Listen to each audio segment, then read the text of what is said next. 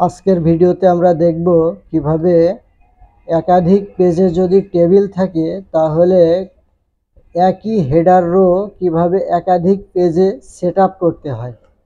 আমার এই এমএস ওয়ার্ডের যে শীটটা দেখা যাচ্ছে এখানে 4টা পেজ আছে। 4টা পেজের মধ্যে প্রথম পেজে শুধু হেডার রোতে নেম, ক্লাস, রোল, সাবজেক্ট এগুলো লেখা আছে, বাকি পেজগুলোতে এগুলো লেখা নাই।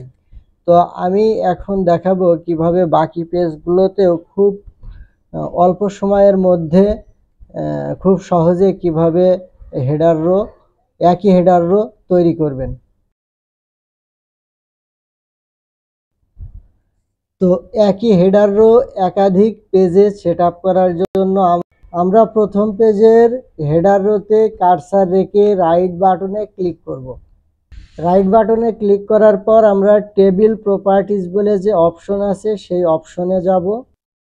টেবিল প্রপার্টিজ অপশন থেকে আমরা রোতে ক্লিক করব। রোতে ক্লিক করার পর আমরা নিচের দিকে দুইটা অপশন পাবো। এর মধ্যে একটা অপশন হচ্ছে header row in each page. এই অপশনটাতে আমরা টিক মার্ক করে দিব। টিক মার্ক করে দেওয়ার পর আমরা ওকে অপশনে ক্লিক করে ওকে করে দিব। তাহলে আমাদের প্রত্যেকটা পেজের হেডার রো সেম হয়ে যাবে।